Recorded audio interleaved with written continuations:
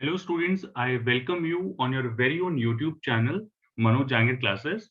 And in today's class, we are going to talk about the most important questions of macroeconomics unit number 3. And this is one of the unit which is going to cover your term 2 examination. And काफी मेहनत करी इन questions को बनाने में और important questions तो ये हैं ही, साथ के साथ ये आपके काफी काफी सीबीएसई एग्जाम्स वगैरह में जो है पूछे भी जा चुके हैं। तो आई हैव ट्राइड कि किस किस ईयर में ये क्वेश्चंस पूछे गए हैं वो भी मैं आप लोगों के लिए इंक्लूड करूं, सो दैट जो ऑथेंटिसिटी है इन क्वेश्चंस की वो थोड़ी और इंक्रीज हो जाए।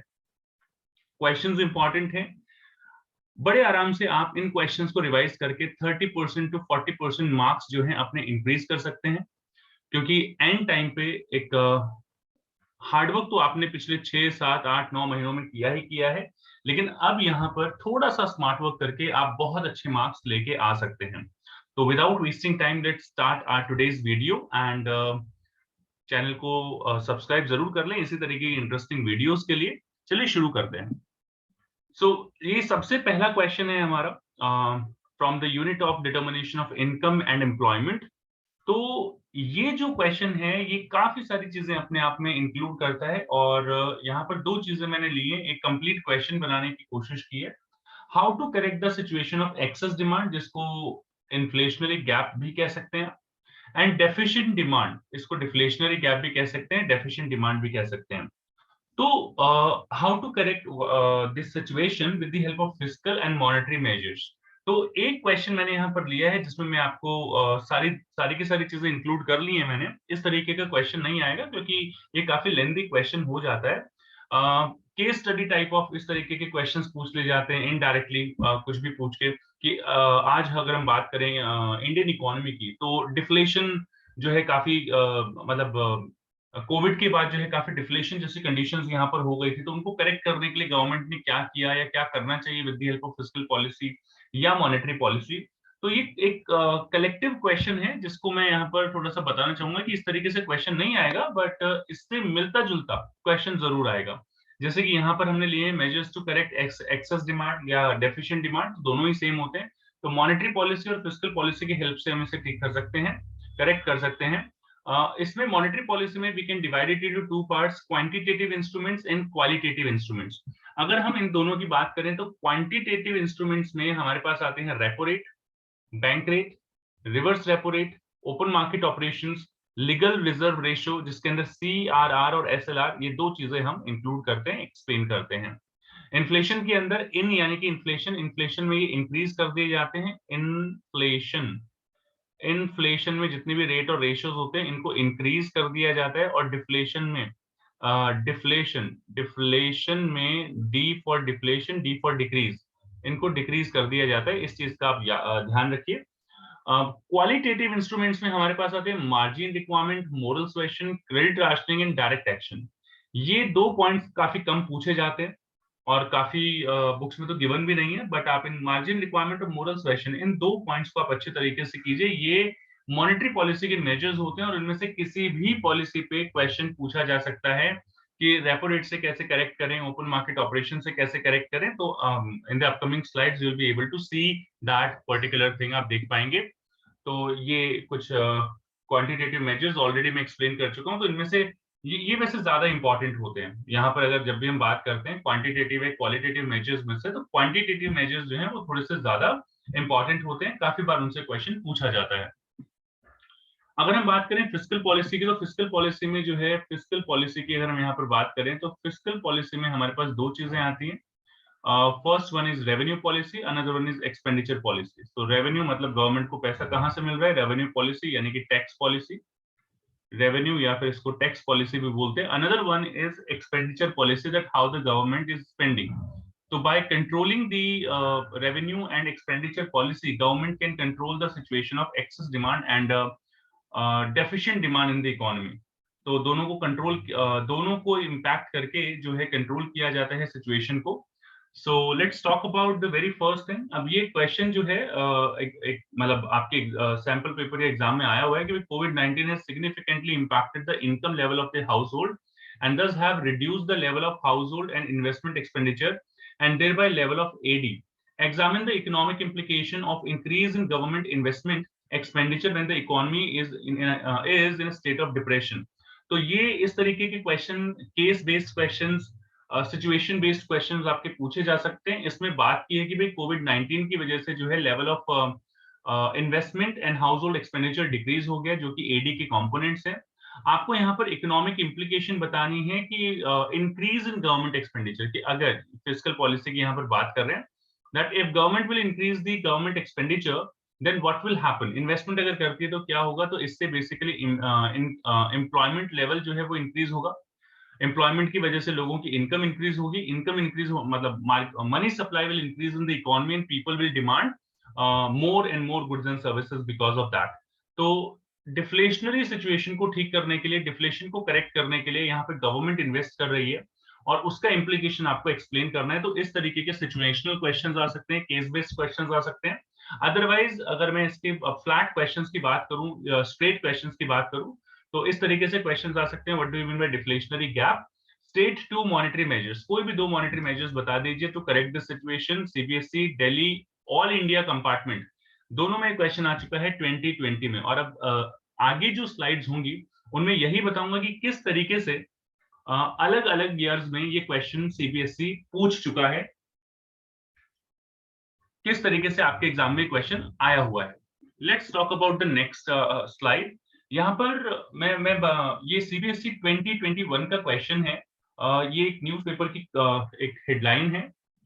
India's GDP contracted 23.9% in the April-June quarter of 2020-21 as compared to same period of 2019 and 20, suggesting that the lockdown has hit the economy hard. यहाँ पे पूछा गया कि हाँ भाई कॉन्ट्रैक्ट हुई है इकोनॉमी, जीडीपी कॉन्ट्रैक्ट हुई है 23.9% से. अगेन डिफ्लेशन की बात कर रहे हैं.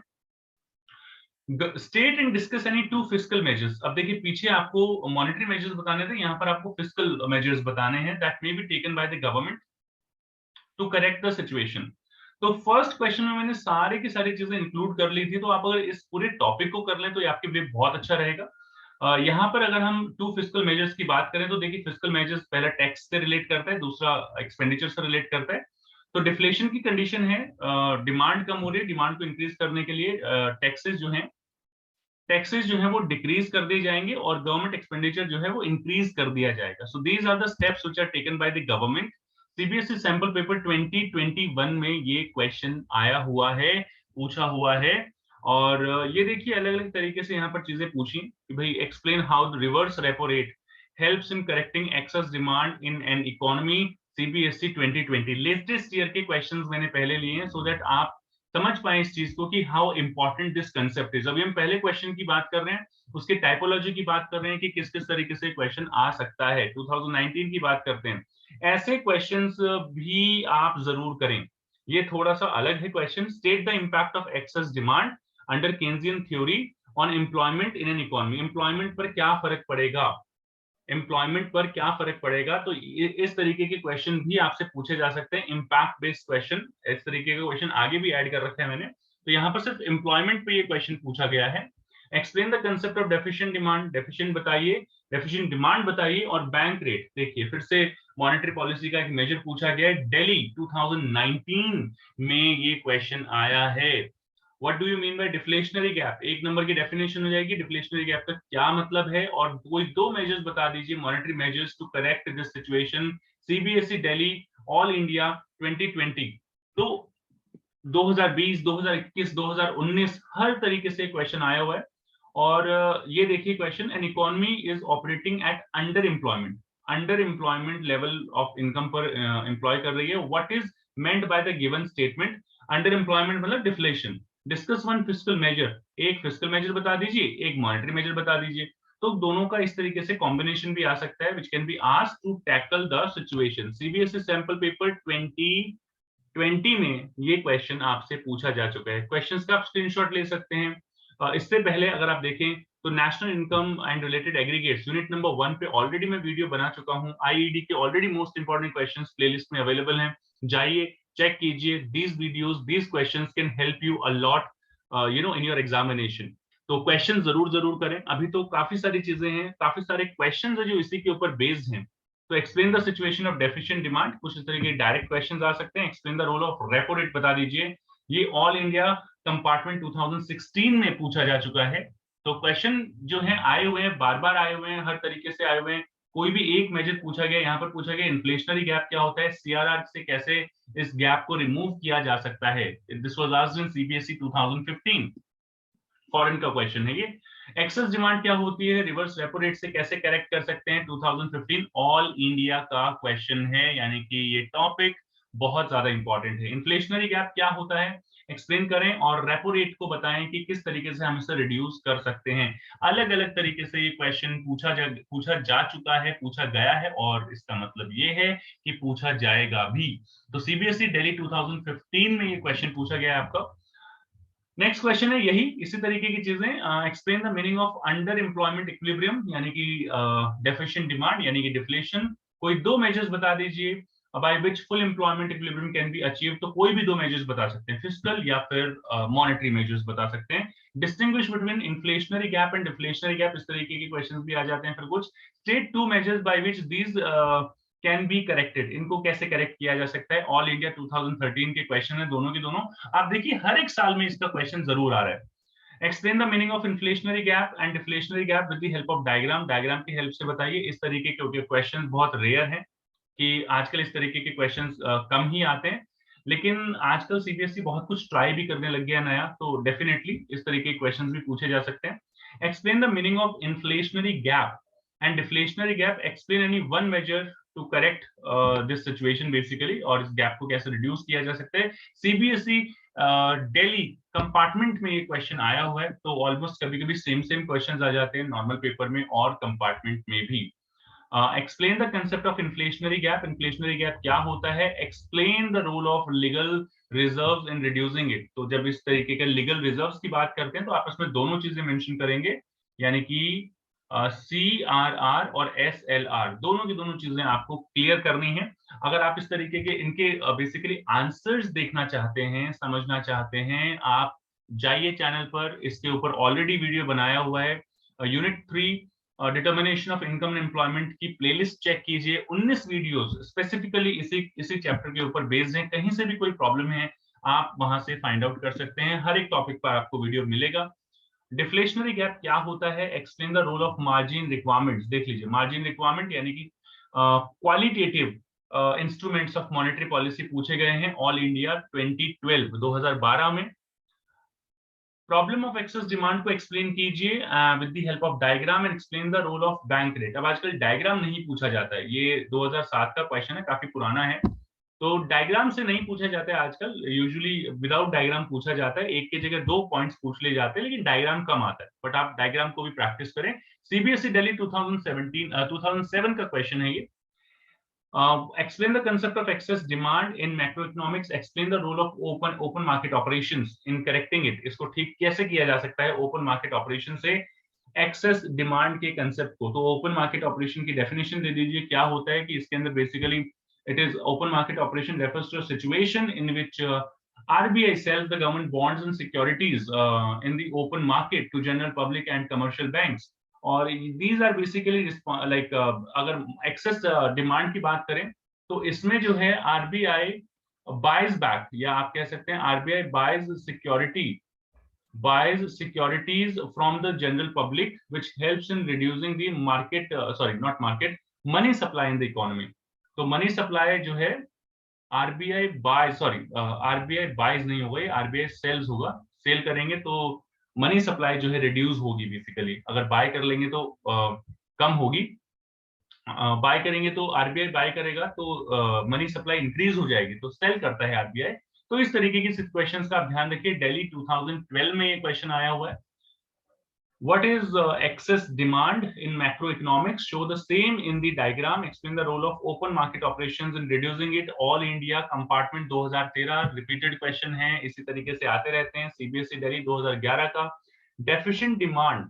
Explain the role of following in the correcting the situation of correcting deficient demand in economy. Open market operations बता दीजिए और बैंक रेट बता दीजिए। देख लीजिए कितना ज्यादा फ्रिक्वेंटली अभी तक जितने भी स्लाइड्स मैंने बताई हैं इसमें सिर्फ उन्हीं क्वेश्चंस की बात कर रहा हूं मैं। Explain the concept of deficient demand in macroeconomics. Explain the role of bank rate in correcting it. Delhi 2012, All India 2011 का क्वेश्चन है, रिपीट होते रहते हैं ये question. Explain the concept of deflationary gap. Explain the role of margin requirement in reducing it. All India 2012, 2011, 2010 में ये question पूछा जा चुका है, 10, 11, 12 लगातार. Explain the role of following in correcting deficient demand in an economy, open market operations and bank rate 2012, 2010. तो ये topic ही अपने आप में बहुत ज्यादा इंपॉर्टेंट है. इन्फ्लेशनरी गैप का कंसेप्ट बता दीजिए, लीगल रिजर्व्स, दोनों चीजें बताइए, सीआरआर एसएलआर इसके अंदर. Define and represent inflationary gap diagram की हेल्प से. बेरिंग रिजर्व रिक्वायरमेंट का मतलब यही है कि भाई लीगल रिजर्व्स की बात कर रहे हैं यहाँ पर, तो ये लैंग्वेज थोड़ी सी चेंज हो जाती है. और फिर से legal reserve ratio in removing this situation, inflationary gap के बारे में बात कर रहे हैं, तो थोड़ी लैंग्वेज चेंज हो जाती है. 2011, 2010, 2010 कंपार्टमेंट एंड ऑल इंडिया 2009 में ये क्वेश्चन इस तरीके से अलग अलग, सेम क्वेश्चन है वैसे लेकिन अलग अलग तरीके से पूछा गया है, तो इसके लिए भी तैयार रहें. इस तरीके की क्वेश्चन भी कुछ आ सकते हैं. दैट इसमें पूछेंगे कि explain the meaning of equilibrium level of income. और आगे ये जो क्वेश्चन है इस पर थोड़ा ध्यान दें. Can there be an unemployment in the economy at an equilibrium level of income? Yes, ऐसा हो सकता है, अंडर एम्प्लॉयमेंट हो सकती है इकोनॉमी में. एक्सप्लेन कीजिए. सीबीएसई दिल्ली 2008 कंपार्टमेंट का क्वेश्चन है ये, तो be ready for such kind of questions as well. Explain the role of excess demand, bank rate और ओपन मार्केट ऑपरेशंस की हेल्प से कैसे करेक्ट किया जा सकता है, दिल्ली 2011 का क्वेश्चन है. तो अभी तक आपने देखा कि क्वेश्चन नंबर 1 की हम लोग बात कर रहे थे, काफी इंपॉर्टेंट है. आप पहले क्वेश्चन पे फोकस कीजिए, बाकी सारे क्वेश्चंस ऑटोमेटिकली हो जाएंगे. कंसेप्ट ये जरूर कीजिए, जो determination of income and employment का है, काफी काफी काफी इंपॉर्टेंट पॉइंट है ये. So just try to understand it. Question 2 है, दूसरे क्वेश्चन की बात करते हैं. वो एक ही टाइप के क्वेश्चंस थे जो अब तक हमने डिस्कस किए. When is an economy in equilibrium? Economy equilibrium में कब होती है? Explain with the help of saving and investment functions. दोनों की हेल्प से बताइए. Also explain the changes that take place in an economy when economy is not in equilibrium. भाई ये पूछ रहा है कि अगर S is more than I हो या I is more than S हो, तो इन दोनों सिचुएशन में क्या एडजस्टमेंट मैकेनिज्म होगा? How to achieve the equilibrium. यहाँ पर सेविंग और इन्वेस्टमेंट के बारे में बात कर रहा है, तो when S and I both will be equal to each other, इसको x आंटे saving, x ante investment भी बोलते हैं. इसको प्लान्ड सेविंग, ये प्लान्ड वर्ड भी यूज होता है इनसे पहले, और एक्स आंटे भी यूज होता है, तो इसको आप ध्यान से देख सकते हैं. तो planned saving are more than planned investment, planned investments are more than planned saving. इस तरीके से क्वेश्चन आता है. अभी रिसेंट टाइम में बहुत ज्यादा वोग है ये क्वेश्चन, बहुत ज्यादा चलन में है, बहुत ज्यादा फैशन में है. इसको जरूर लर्न करें. सीबीएसई में क्वेश्चन आपके आने की पूरी पूरी पॉसिबिलिटी है एवरी ईयर, चाहे वो S is more than I is more than SI, AD is equal to ASI, AD is more than AS, not equal. AD is more than ASI या AS is more, AD is less than ASI, less than या more then दोनों cases आ सकते हैं, तो इसका जरूर जरूर ध्यान रखिएगा. इस तरीके से भी क्वेश्चन आ सकता है. Describe the adjustment that may take place in an economy when ex ante savings are greater than ex ante investment. CBSE 2020 का क्वेश्चन है ये. तो इस तरीके से क्वेश्चंस आपके आ सकते हैं. एडजस्टमेंट मैकेनिज्म पूछा जा सकता है, जैसे कि आपको यहाँ पर दिखेगा कि discuss the working of the adjustment, discuss the working of the adjustment mechanism in the following situation if ex ante investment are less than, यानी कि investments are less than savings. तो यहाँ पर इस तरीके की सिचुएशन भी आ सकती है, पूछा जा सकता है. अलग अलग तरीके से क्वेश्चन आएंगे. B ready for that. ये 2 क्वेश्चंस हैं जो मतलब ओवरऑल हम इसमें कवर करते हैं. सीबीएसई दिल्ली 2009 का ये क्वेश्चन है कि savings are greater than planned, savings are greater than planned investment and planned savings are less than planned investment. तो ये दोनों केसेस आ सकते हैं. इसका पूरा मैकेनिज्म मैंने एक्सप्लेन कर रखा है. लिंक मैं आपको डिस्क्रिप्शन में दे दूंगा. यहाँ पर कार्ड सेक्शन में भी इस तरीके की वीडियोस, इसकी पूरी प्लेलिस्ट आपको प्रोवाइड करवा दूंगा, सो दैट आप इस यूनिट को अच्छे से समझ सकते हैं और इसके सारे के सारे क्वेश्चंस को भी एट द सेम टाइम समझ सकते हैं. तीसरा क्वेश्चन जो मेरे हिसाब से यहाँ पर बहुत ज्यादा इंपॉर्टेंट है, वो है आपका वर्किंग या फिर process of investment multiplier. Concept of investment multiplier. अब ये फ्लैट क्वेश्चंस आते थे ऐसे पहले, जैसे कि सीबीएसई 2005 में पूछा गया. ये बहुत स्ट्रेट क्वेश्चन है, कुछ इसमें इस तरीके की चीजें नहीं है. थोड़ा सा चेंज कर लेते हैं यहाँ पर कि explain the relationship between MPC and investment multiplier. 2005, 6, 7, 8, 9 और 11 लगातार अलग अलग तरीके से क्वेश्चन पूछा गया है कि दोनों में क्या रिलेशन है। आजकल सीबीएसई के क्वेश्चन इतने स्ट्रेट फॉरवर्ड नहीं आएंगे, यहाँ पर थोड़ा सा ट्विस्ट डाल दिया जाता है। लेट्स हैव अ लुक किस तरीके के ट्विस्ट आते हैं। आपको प्रोसेस के बजाय, प्रोसेस तो पूछेगा, आपको प्रोसेस के साथ साथ, वर्किंग के साथ साथ एक न्यूमेरिकल वैल्यू दे दी जाएगी कि भाई इस न्यूमेरिकल वैल्यू के हिसाब से, और एमपीसी को आपने अज्यूम करना है 0.8, इस हिसाब से आपने क्वेश्चन को करना है। तो आप अपने चॉइस से कोई भी टेबल नहीं ले सकते हैं। You will have to consider these two items. आजकल जो है किसी भी दो के या फिर एमपीसी यानी कि इन्वेस्टमेंट मल्टीप्लायर एमपीसी, इन दोनों का रिलेशनशिप आपको न्यूमेरिकल एग्जांपल की हेल्प से भी देना पड़ सकता है। आप न्यूमेरिकल एग्जांपल दीजिए कि किस तरीके से रिलेट करते हैं, के एंड एमपीएस किस तरीके से रिलेट करते हैं, के एंड एमपीसी किस तरीके से रिलेट करते हैं। तो इस तरीके के क्वेश्चंस भी आपके पास आ जाएंगे। सीबीएसई 2020 का एक क्वेश्चन है जिसमें आपको इन्वेस्टमेंट, डेल्टा इन्वेस्टमेंट गिवन है, यानी कि इनिशियल इन्वेस्टमेंट जो इंक्रीज हुआ है वो गिवन है, और एमपीसी भी गिवन है। तो इस तरीके के क्वेश्चंस भी आपके एग्जाम में आ सकते हैं। क्वेश्चन नंबर 4 में रखना चाहूंगा यहाँ पर, और ये हिरार्की है प्रॉपर। इसी तरीके से जो मोस्ट इंपॉर्टेंट क्वेश्चन है वो मैंने पहले ले लिए हैं, उसके बाद जैसे जैसे कम इंपॉर्टेंट क्वेश्चन है वो यहाँ उसके बाद ले रहा हूं मैं। तो in an economy aggregate demand is less than aggregate supply, explain the changes that will take place in the economy. तो जो पीछे S is more than I, S is less than I, ये उसी का ऑपोजिट पार्ट है कि AD is more than AS, AD is less than AS, or what kind of changes, explain the changes that will take place in the economy. So ये 2011 all India का question है। Delhi 2011 compartment में भी ये question पूछा जा चुका है। It is one of the important question all of you. मैं जरूर कहूंगा कि जितनी इंपॉर्टेंस पहले क्वेश्चन की है, एस और आई की है, उतनी ही इंपॉर्टेंस इस क्वेश्चन की भी, इसको जरूर करें। 2020 में भी ये क्वेश्चन पूछा गया था। लैंग्वेज देख लीजिए, explain all the changes that will take place in an economy when aggregate demand is not equal to aggregate supply. जब एग्रीगेट डिमांड इक्वल नहीं होती एग्रीगेट सप्लाई के। ऑल इंडिया 2013 में क्वेश्चन पूछा गया, तो एक्सप्लेन कीजिए। दो चीजें हो सकती हैं, AD can be more than, AD can be more than AS, AD can be less than AS। 6 number का क्वेश्चन था ये। तो दोनों ही चीजें आपने यहाँ पर एक्सप्लेन करनी है। Explain that changes that will take place in economy when aggregate demand and aggregate supply are not equal. तो all India 2013, all India CBSE Delhi 2015 compartment में ये क्वेश्चन पूछा गया है। इसके साथ साथ ये रहा क्वेश्चन जो 2020 में पूछा गया था, discuss the working of the adjustment mechanism. किस तरीके से एडजस्ट करेंगे कि if in case if aggregate demand is greater than, AD ज्यादा है, एएस कम है, एडी ज्यादा है, मतलब कंजम्पशन एक्सपेंडिचर ज्यादा है, plant consumption expenditure is more then plant output. So demand ज्यादा होगी, so the the desired inventory, the level of desired inventory will fall, the level of inventory will fall below the desired level, desired inventory। और उस case में यहाँ पर इसको correct करने के लिए यहाँ पर क्या होगा, प्रोडक्शन को बेसिकली, डिमांड ज्यादा है, प्रोडक्शन को कम करना पड़ेगा, एम्प्लॉयमेंट कम होगी, एंड इनकम कम होने की वजह से फिर मनी जो है, लोगों की डिमांड भी जो है वो कम हो जाएगी। और इस तरीके से इसको करेक्ट किया जाता है सिचुएशन को। पूरा वीडियो चैनल पर अवेलेबल है, यहाँ पर आप लिस्ट कार्ड सेक्शन में देख सकते हैं, यहाँ पर डिस्क्रिप्शन में भी सारे इस यूनिट के जो इस यूनिट के जितने भी वीडियोस हैं वो सारे के सारे अवेलेबल करवा दूंगा मैं, तो आप वहां पर भी चेक कर सकते हैं। पांचवा क्वेश्चन आता है यहाँ पर, explain how to determine equilibrium with the help of AD and SI approach. भाई ये क्वेश्चन बहुत बेसिक क्वेश्चन है।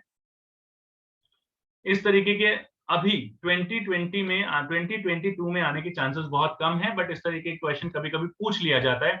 इजी क्वेश्चन भी दे देता है सीबीएसई कभी कभी, तो ये क्वेश्चन भी आपको आना चाहिए। बेसिकली इसमें डायग्रामेटिक प्रेजेंटेशन आएगा, तो ये आपका एएस आ गया, ये आपका एडी आ गया, और किस तरीके से आप इक्विलिब्रियम को एस्टैब्लिश करते हैं। लेबलिंग जरूर कीजिए, X axis and Y axis, यहाँ पर क्या लेंगे, एग्रीगेट एक्सपेंडिचर एंड जीडीपी, क्या सारी चीजें आएंगी, you will have to take all these things. S और आई अप्रोच की बात करें तो ये आपका नेगेटिव एक्सिस से एस शुरू होगा, ये आपका आई आ गया, ये आ गया आपका equilibrium point, this is your GDP O Y level, यहाँ पर एस और आई आ जाएगा, ये ओरिजिन आ जाएगा, X axis and Y axis. तो इस तरीके से आप प्रेजेंट कर सकते हैं। नेक्स्ट क्वेश्चन आता है, एक्सप्लेन हाउ टू डिराइव। अब ये बहुत इंपॉर्टेंट क्वेश्चन है भाई, इसको जरूर ध्यान से देखिए। Derive consumption curve with the help of saving curve, या इसका रिवर्स आ सकता है, इसके स्टेप्स भी बताने पड़ेंगे आपको कि how to derive saving curve with the help of consumption curve. तो 2011, 2012, 2014 में क्वेश्चन पूछा जा चुका है। It's one of the important question कि किस तरीके से सेविंग फंक्शन से कंजम्पशन फंक्शन डिराइव कर सकते हैं। ये आपका सेविंग फंक्शन है और ये यहाँ पर आप देखेंगे तो मतलब कंजम्पशन फंक्शन और सेविंग फंक्शन दोनों आपको बनाने एक दूसरे से कैसे डिराइव करेंगे। वीडियो अवेलेबल है, चाहे तो चेक कर सकते हैं। अच्छा, ये सेक्शन काफी इंपॉर्टेंट है, ये काफी वोग क्वेश्चंस है भाई आजकल। डायग्राम बेस्ड क्वेश्चन, जैसे देखिए किस तरीके के डायग्राम यहाँ पर आएंगे। इस तरीके के डायग्राम आपको दे देगा। Answer the following questions on the basis of given figure, 3 number का क्वेश्चन है ये। सेविंग आपको गिवन है यहाँ पर। क्वेश्चन पूछा what does the shaded area AOB, ये एओबी जो है नेगेटिव सेविंग्स को रिप्रेजेंट करता है। What is the significance of point B, point B is a point where saving is equal to 0, C is equal to Y, APC is equal to 1 या APS is equal to 0। APS can be 0, दोनों बराबर हैं जी हाँ। तो इस तरीके से आप लिख सकते हैं। तो ये सिग्निफिकेंस है, यहाँ पर पता लगता है भाई कि ये सारी चीजें CBSE 2020 का क्वेश्चन है। और ये रहा आपका ये रहे आपके आंसर्स। डी सेविंग्स को रिप्रेजेंट करता है यानी कि नेगेटिव सेविंग्स को, और इस लेवल को मैंने 4 तरीके से आपको बता दिया। तो ये कह रहा है कि यहाँ पे income is equal to consumption is equal to C is equal to Y and S is equal to 0। तो ये सिग्निफिकेंस है। इसी साल में यही क्वेश्चन दूसरे सेट में पूछा गया था कि at which level of income average propensity to consume will be equal to 1 and Y। तो ये इक्वल टू 1 यहाँ होगा। APC will be equal to 1 at this point of time, at this point, क्योंकि यहाँ पर C और Y दोनों बराबर हैं, सेविंग 0 होती है। What is the significance of saving curve above point B? Point B के ऊपर ये पॉजिटिव सेविंग्स को रिप्रेजेंट करता है, ये वाला पूरा का पूरा सेक्शन जो है पॉइंट बी के बाद। तो आंसर भी चेक कर लीजिए। CBSE 2020 का क्वेश्चन है, 3 नंबर का क्वेश्चन है। इस तरीके के क्वेश्चंस काफी बार पूछे जा चुके हैं। पॉइंट बी यहाँ पर break even level of income को रिप्रेजेंट करता है, जहाँ सेविंग 0 है। तो घुमा फिरा के बात वही है। फिर से एक तीसरे जो सेट में ये क्वेश्चन आया हुआ था कि भाई at which level of income APS will be equal to 0 and Y। क्यों होगा? तो वो B पर होगा। APS will be equal to 0 क्योंकि यहाँ पर सेविंग जो है वो 0 है। What does OA? OA आपकी नेगेटिव सेविंग्स को रिप्रेजेंट करता है यहाँ पर at 0 level of income। तो signify with respect to consumption curve. Consumption curve की अगर हम बात करें तो ऑटोनॉमस कंजम्पशन को, अगर कंजम्पशन कर्व की बात करें तो ये A को रिप्रेजेंट करता है, क्योंकि आपका कंजम्पशन कर्व कुछ यहाँ से स्टार्ट होगा इस तरीके से, तो उसको रिप्रेजेंट करता है। ये आंसर ये रहे, आप देख सकते हैं ऑटोनॉमस कंजम्पशन को रिप्रेजेंट करता है। ए मैंने लिख दिया, ऑटोनॉमस कंजम्पशन को रिप्रेजेंट करता है। अगर बाय डिफॉल्ट मैंने कंजम्पशन बोला है तो make it correct, autonomous consumption को रिप्रेजेंट करता है। ये हो गया भाई यहाँ पर इस तरीके का क्वेश्चन। CBSE 2020 देखिए diagram based question already available है। अगर हमने एक सीरीज बनाई है, अगर आपने ध्यान दिया हो, आपने चैनल को अगर सब्सक्राइब कर रखा है, तो एक सीरीज बनाई थी मैंने, ये पढ़ा क्या। तो भाई उसमें कुछ इस तरीके के क्वेश्चंस मैंने लिए हुए हैं, आप उसको जाइए चेक कीजिए। काफी अच्छी चीज है आप लोगों के लिए, आपको अच्छा लगेगा। काफी अलग हटके क्वेश्चन जो पूछे गए हैं CBSE में वो यहाँ पर लिए गए हैं। तो प्लेलिस्ट में जाइए और चेक कीजिए। नेक्स्ट क्वेश्चन है कि in the given figure what does the gap KT, ये KT का ये जो गैप है ये क्या रिप्रेजेंट करता है? State and discuss any 2 fiscal measures to correct it. तो भाई यहाँ पर फुल एम्प्लॉयमेंट है, ये ओवर एम्प्लॉयमेंट यानी कि एक्सेस डिमांड को रिप्रेजेंट करता है, और उसको करेक्ट करने के 2 फिस्कल मेजर्स आपको यहाँ पर बताने हैं, एक्सप्लेन करने हैं। ये set number 1, set number 2, set number 3, sorry not set number 1, 2, 3, अलग अलग जो है सेट जो आए थे अलग अलग रीजन के, उनमें ये पूछा गया है। तो इस तरीके के क्वेश्चंस भी आपको पूछे जा सकते हैं। ये रहा इसका आंसर। डिटेल में अगर आपको ये सारी चीजें चाहिए तो डायग्राम बेस्ड क्वेश्चन एक पूरा वीडियो आपको बताया हुआ है उसमें कि किस तरीके से सारी चीजें हुई हैं, आप जाकर वहां भी चेक कर सकते हैं। नेक्स्ट क्वेश्चन आता है भाई difference between MPC and MPS। ये बेसिक क्वेश्चंस हैं कुछ। APC और APS इन दोनों में क्या डिफरेंस होता है, कौन इनमें से जो है नेगेटिव हो सकता है, कौन इनमें से जो है पॉजिटिव हो सकता है। इन दोनों की वैल्यू हमेशा 0 से लेके 1 के बीच में वेरी करती है। अगर मैं APC की बात करूं तो APC can be more than 1 and APS can be negative. ये कैन बी नेगेटिव है, ये ऐसा हो सकता है। क्यों हो सकता है इसके बारे में डिटेल वीडियो अवेलेबल है, जाइए चेक कीजिए और पता कीजिए। 2004 2012 में ये क्वेश्चन पूछे जा चुके हैं। अब ये मैंने ये इम्पैक्ट आया कि भाई 3 चीजें यहाँ पर आएंगी कि आउटपुट पे क्या इम्पैक्ट पड़ेगा, GDP पे क्या इम्पैक्ट पड़ेगा, और प्राइस लेवल पर क्या इम्पैक्ट पड़ेगा। तो इन तीनों चीजों को आपने समझना है। 2011 कंपार्टमेंट का क्वेश्चन है, वैसे ये इस तरीके के क्वेश्चन आते कम है, लेकिन पूछा जा सकता है। मेरे हिसाब से इंपॉर्टेंट क्वेश्चन बनता है। इनफैक्ट आपको पता होना चाहिए डेफिशिएंट डिमांड और एक्सेस डिमांड दोनों का, कि आउटपुट पे क्या फर्क पड़ेगा, जीडीपी पे क्या फर्क पड़ेगा और प्राइस लेवल पे क्या फर्क पड़ेगा। डेफिशिएंट डिमांड होती है तो प्राइस लेवल डिक्रीज हो जाता है, एक्सेस डिमांड में इंक्रीज हो जाता है। एक्सेस डिमांड की अगर हम बात करें, जीडीपी रिमेन्स कांस्टेंट है जी। यहाँ पे जीडीपी और आउटपुट आप एक ही ले लीजिए और इसके ऊपर एम्प्लॉयमेंट भी ले लीजिए। तो एम्प्लॉयमेंट डिफ्लेशन में डिक्रीज हो जाता है, जबकि इन्फ्लेशन में सबके सब रिसोर्सेज एम्प्लॉयड हैं तो कांस्टेंट रहता है, कोई चेंज नहीं आता जीडीपी और इसमें इन्फ्लेशन बढ़ जाती है। लेकिन क्वेश्चन नंबर 10 है कि define aggregate demand and its components. Components आप बता दीजिए कि AD is equal to C plus I. आपको दो ही कंपोनेंट बताने होते हैं क्लोज्ड इकोनॉमी में, बट आगे भी पूछे तो आप यहाँ पर गवर्नमेंट एक्सपेंडिचर और नेट एक्सपोर्ट्स को भी इंक्लूड कर सकते हैं। Define aggregate demand, state it's component. CBSE 2018 का क्वेश्चन है ये, तो आया हुआ है, पूछा है। Define aggregate supply and its component supply, AS is equal to C plus S। इस तरीके से आप लिख सकते हैं। इसका डायग्राम बनाइए, अगर पूछा जाता है प्रेजेंट कर दीजिए, अदरवाइज C और S को आप एक्सप्लेन कर दीजिए। कंपोनेंट्स आपके कंप्लीट हो जाएंगे। इसके अलावा कुछ डेफिनेशंस आपकी छोटी छोटी आती है कि what do you mean bye full employment, involuntary unemployment, voluntary unemployment, what do you mean bye effective demand, the demand at a full employment level where aggregate demand is equal to aggregate supply, effective demand बोलते हैं। multiplier का क्या मतलब होता है, what do you mean by MPC, MPC, MPS, APC, APS। इस तरीके की छोटी छोटी डेफिनेशंस भी आपसे पूछी जा सकती हैं, तो उसके लिए रेडी रहिए। This is basically delta S by delta Y, this is delta C by delta Y, this is S by Y and APC is C by Y। तो इस तरीके से आप इसे डिफाइन कर सकते हैं, प्रेजेंट कर सकते हैं। नेक्स्ट क्वेश्चन है distinguish between marginal propensity to consume and average propensity to consume. हालांकि ये क्वेश्चन में पहले बता चुका हूं आपको, बट एक numerical, give a numerical example. Numerical example की हेल्प से प्रेजेंट कर दीजिए, टेबल्स पे फोकस कीजिए। 2016 सीबीएसई का क्वेश्चन है ये। तो ऐसे क्वेश्चंस भी पूछे जाते हैं, जाते रहे हैं, ध्यान रहे। एक न्यूमेरिकल आ सकता है जिसमें आपको पूछा जाए कि भाई इक्विलिब्रियम लेवल ऑफ इनकम निकाल लीजिए, कंजम्पशन निकाल लीजिए, investment, multiplier, MPC, MPS, APC, APS. इस तरीके के न्यूमेरिकल्स आपके आ सकते हैं। 3 से 4 नंबर का न्यूमेरिकल आता है, जैसे कि सीबीएसई 20 में ये न्यूमेरिकल पूछा गया। बहुत आसान होते हैं numericals. If in an economy marginal propensity to consume is 0.8 और change in initial investment is 4000, तो चेंज हुआ है, डेल्टा आई है ये। तो कहता है कि इन्वेस्टमेंट मल्टीप्लायर निकाल दीजिए और चेंज इन फाइनल इनकम निकाल दीजिए। तो how it is going to impact, तो यहाँ पर आपको दिया हुआ है एमपीसी, के की वैल्यू अगर आप फाइंड आउट करना चाहते हैं तो के आता है के डिवाइड बाय 1 माइनस एमपीसी। तो के की वैल्यू आ जाएगी यहाँ पर 5, अगर आप इसे सॉल्व करेंगे 5 टाइम्स, और यहाँ पर मल्टीप्लायर जो है आपका 5 आ गया। यहाँ पर आपने वैल्यू निकालनी है डेल्टा वाई की, तो के का फॉर्मूला लगाइए, another formula delta I divide by delta Y, sorry this will be delta Y divide by delta आई।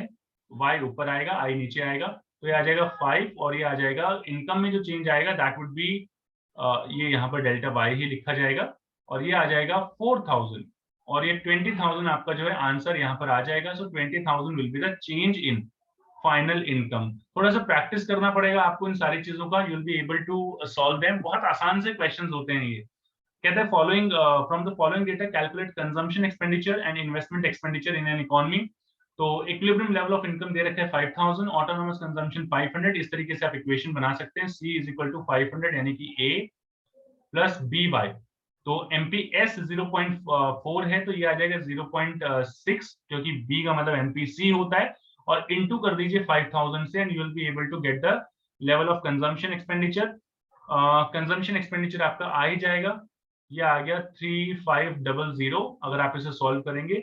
और अगर आप इन दोनों को लेस कर देते हैं y माइनस सी, तो आपका i का लेवल आ जाएगा, that would be 1500 rupees, 1500 crore अगर ये करोड़ में गिवन है। तो इस तरीके से आप रिप्रेजेंट कर सकते हैं। आसान से क्वेश्चंस होते हैं भाई।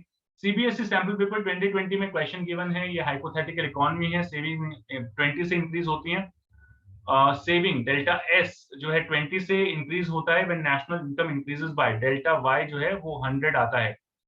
Compute the additional investment needed to attain increase in national income. अगर आपको इंक्रीज इन नेशनल इनकम 6000 चाहिए तो कितने का चेंज आया, नहीं आया, इस तरीके से आप फाइंड आउट कर सकते हैं।